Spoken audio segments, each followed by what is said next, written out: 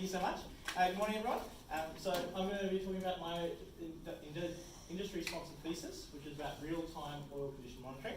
This is sponsored by Techonomics International, who are an oil analysis laboratory operator, who I work very closely with in this presentation. And I'm going to talk a lot about the opportunities that they saw, which I took up with my thesis. So this thesis is part of my electrical engineering degree, but I go over a diverse range of engineering fields. I'm going to touch on chemical engineering when I talk about tribological science in oil analysis. We're going to talk about mechanical engineering in the application, which is heavy diesel mining trucks.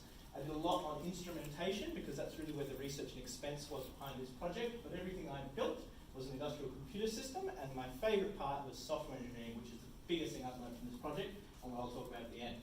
So as a quick agenda, I'm going to introduce oil analysis to you, and then I'm going to define what the Internet of Things is, and it should be a pretty obvious opportunity that I'm trying to allude you to about applying the Internet of Things to oil analysis. So then my system that I built, I'll walk you through the instrumentation, the industrial computer systems, show you my cloud dashboard and how you see all this, and then the software that operates everything, before we'll go into my field test, which is the proof of concept, and the conclusions, and hopefully I won't go into recess with no questions.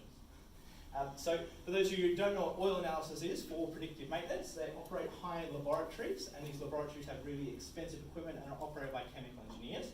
In terms of the mining industry, you ship them a little 50 ml cup of oil, and they give you a whole bunch of results about it, and this is a really big cost benefit because it saves not only things blowing up, but the extends the life of a lot of parts. So it's a really good add value service.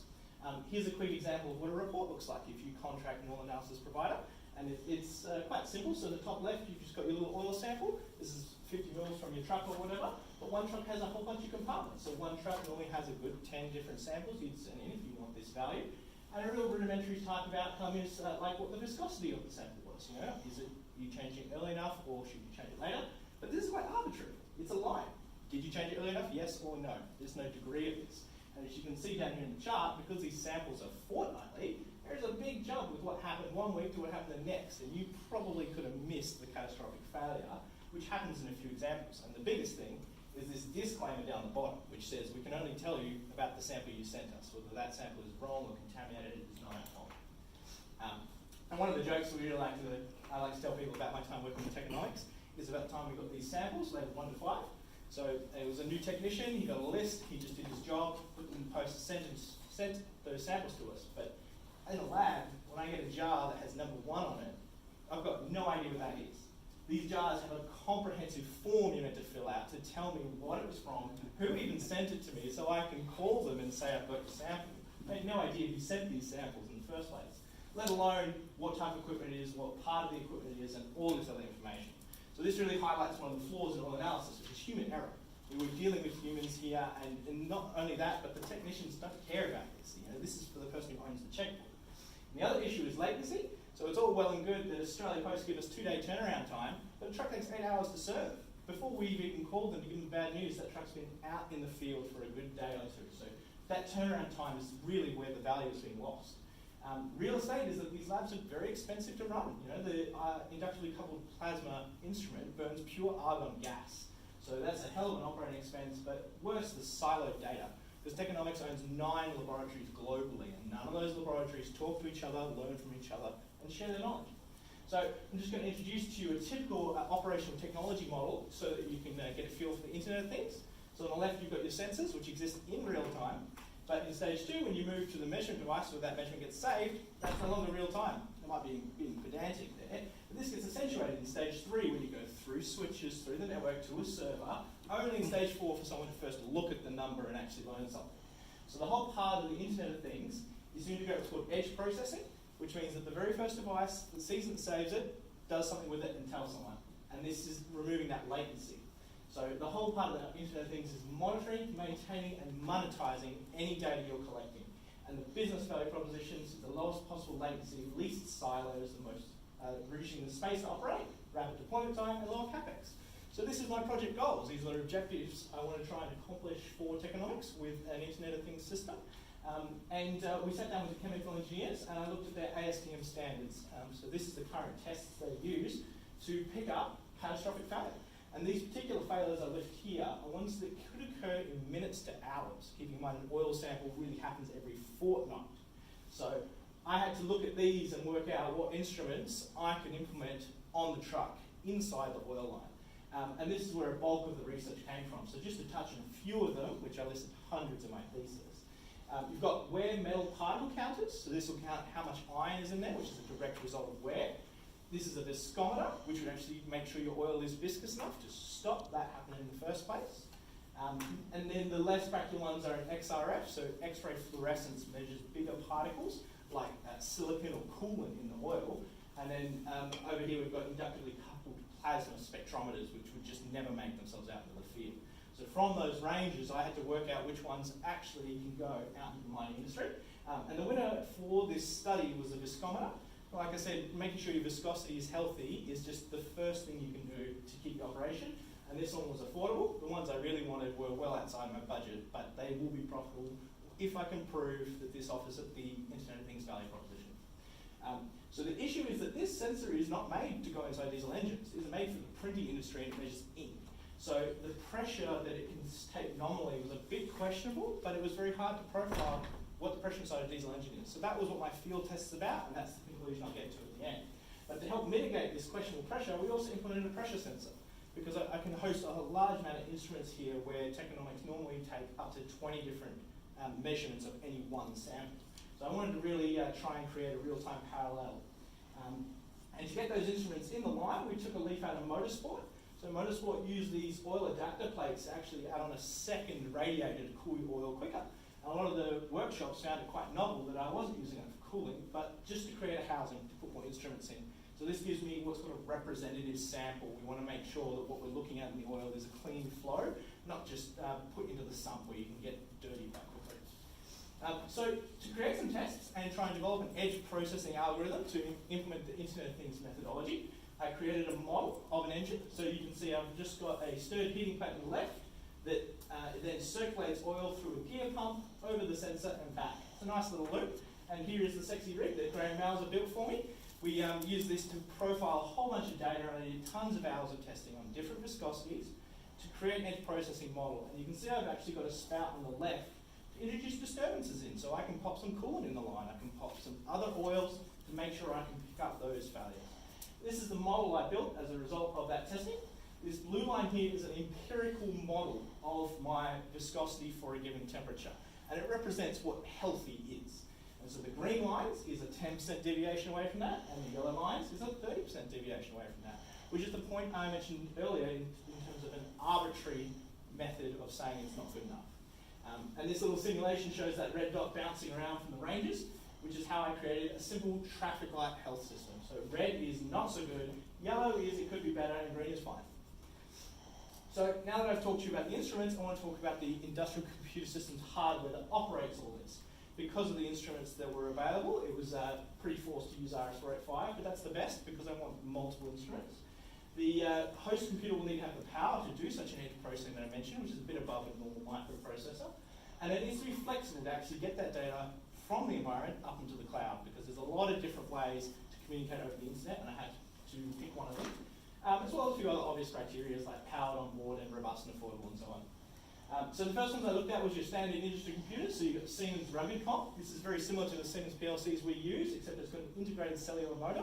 It did look quite nice, but not only was it expensive, you had to use the TIA portal to code it, and I don't like that logic. It's very difficult to implement complex code. So you move to something like the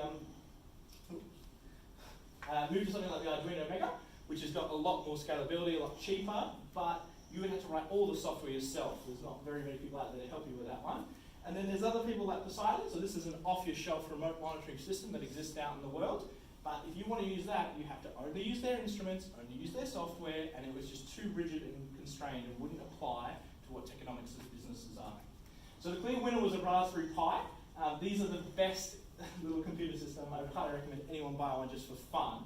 But it's not just about fun, it's incredibly high powered because it runs a full Linux operating system. So you have the full capability to do any high-level software development tool you like.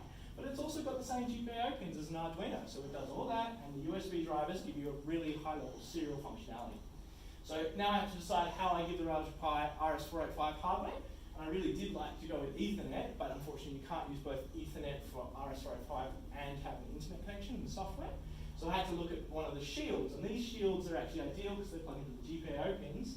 but they're incredibly sought after, and I just couldn't purchase one. Someone's buying up all of them somewhere. So I ended up using a USB driver. This down here is a cheaper model that I bought from China, and I'll talk about that later in my setbacks and issues, because spoiler alert, it blew up.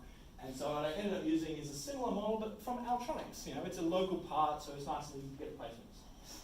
And then once you've got the data from the instruments, you need to have a way to send it up to another computer in a server-client model. So the Raspberry Pi comes with Wi-Fi on board, which is great. That's nice and simple, but not many mine sites have Wi-Fi. So we'll just pigeonhole that as redundancy. If the mine site did have Wi-Fi, like these systems on the right, it would be easy. And some underground mines have that, but that's a big expense. You can't ask someone to implement that. So the clear winner is cellular. Cellular is affordable and cheap and has pretty wide coverage. If you don't have cellular, which happens in a few mines, I have considered satellite, but satellite's expensive to run. So cellular is the clear winner. And here is a map from Telstra to show the cellular coverage over Australia and the mine sites, which really does prove it's viable for this proof of concept. And you can see my Telstra run modem on the left, so everything lines up nicely to get signal coverage. And I just want to take this moment to summarise the hardware before I jump into software. So you can see here in the middle, we've got the Raspberry Pi as my host computer, cellular modem up the top there to give you connectivity to the internet. Down the bottom is the RS485 driver. You can see the blue and white wires coming to my terminal junction before they go out the box at the bottom into the RS485 line. So that can be daisy chained with up to 32 different instruments, where my pressure instrument is. But I also have the viscosity slave sitting up here in the top left, which is running the viscometer. And then I haven't really talked much about power supply, but you can see I've got the battery input going through a fuse, being safe, through a key, which is the coolest on-off switch ever, and then to two regulators, because I need both 5 and 12 volts inside this system. So I also would just like to plug my Instagram page, because I made a full hardware story about how I built all that in the workshop here at Murdoch. So if you're interested to see that behind the scenes, you can just check that out. But now I'll jump through into the software and talk about the cloud server. So cloud is a little bit outside of XE, so this was a bit scary. So even though Amazon's meant to be the best, I don't want to develop a cloud service. And same thing for Google. Azure is the best with IoT, so it was nice, but I like LabVIEW. We were taught LabVIEW. LabVIEW was what was good to use, and so I built an initial server using LabVIEW. So the cellular data went through a TCP connection on a dedicated port, and this is a nice, clear dashboard I was built. It's got the instrument clusters for all the measurements we talked about in a clear manner, and I can actually simulate things on the right to show off what a failure might look like not being on a truck. And I even expanded this into a fleet management view, so you can see what it would be like to have a whole bunch of trucks on here. And I actually went to Jakarta and presented this at the OSMINE conference as part of my deal with Techonomics, and I got a lot of interesting feedback from this, but the big disadvantage that I realised is that giving someone a LabVIEW program is very difficult. You have to get them to download LabVIEW, get all the dependencies, and then buy a subscription. So it just wasn't practical for business for me to use LabVIEW. And I ended up using the Azure, which is a cloud service. So this is all really configurable. I didn't have to make the back of house stuff, which is really good for me, not being a software developer. And you can see I still got the same level of branding in here. So the Murdoch logo on the right is a clickable link to my thesis when I finish it. And you can see I've got all the graphs and plots here to go to. And it's at a nice, easy URL. Anyone can visit this, but anyone I don't want to visit, it's got a login. So you have to have the password to get in and see it. So it's all confidential and secure. To quickly touch on my Modbus choices for RS485, it was sort of forced based on the instruments.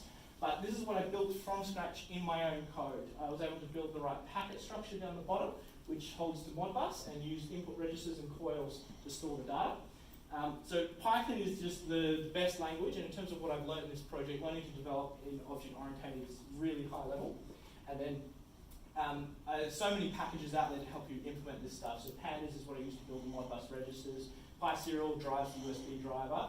Matplotlib is built by MATLAB, so any graphs I want, I can generate those. NumPy is a complex algebra that implements my edge processing model. Azure IoT has its own library to talk to the cloud, but more importantly, what I've built in this project was eng470.py. It is a publicly available library where you can now download and use Modbus over Serial and talk to the Azure cloud. And here's a quick example of why object-oriented is so good. It's a little bit scary, but I've got some highlights to make it quite clean. So when I build a class, it's because it's something I want to use regularly. Modbus slaves, I want lots of them. And every Modbus slave needs two things, an address and a command. So they're the only two things you can change, and that's in the code. But what you can't see, and you don't need to know, is that the header, separator, and tail of my Modbus packet structure is all hidden in there, implemented easily for you without knowing. And then all you need in the code is import eng470, just like I said. And then we can input a slave. So this viscometer down here, the code VS2610, is implemented as a slave with the right address and the function. All of this code, needing to run this, is stored in a repository, and this is all online. But the genius here is that not only does it track versions, but you can easily update it to the cloud. So everything I write on my laptop, when there's new code, it'll check, tell me I've got a version, update it to the cloud, and make sure everything's published with clean comments about why I changed the revision in the code. And then, most importantly, the second you turn on my Raspberry Pi, it will load up, download the most recent version of the code, and run the version of the code that I want, which is all up to date. So just to talk about my field test, out in the wild, this is the diesel generator in the RISE facility, where you can see my apparatus that put the instruments in line. And this was all built with Pertec to be abraded well over the specs. And then it's quite clear how the oil flows out and around and through the sensors in the facility. And then this is my first test using pressure only, just because I mentioned earlier the viscometer was questionable about whether it would survive the internal pressure. And here I've demonstrated not only that it can measure, record, transmit to the cloud and display, but that the pressure is right for the viscometer. And then so in it goes, the viscometer is in, and I can see the viscosity dropping in real time. As it updates, you can see the little page refresh regularly, and then you get your new points in every 10 seconds of your turn. So this is clearly demonstrating a real-time oil analysis from anywhere in the world over cellular in a scalable figure that's updatable, can introduce wider amounts of instruments and have a stable software. Can I keep going? This is just a touch on the edge processing model. You can see that what I'll comment in my thesis is that there was a fair bit of deviation in the lower temperature range, but it was quite accurate at high temperature. And so it does need to be refined, but it proves the concept that I can calculate complex models at the edge and deliver the results immediately. And I have a few setbacks, but we'll just drop those off. The conclusion is that I built something that's scalable and reliable, the software is robust, and the insights are useful today. Knowing that viscometer in real time is very useful. I guess I'll leave it there because I ran over time a bit. Thank you.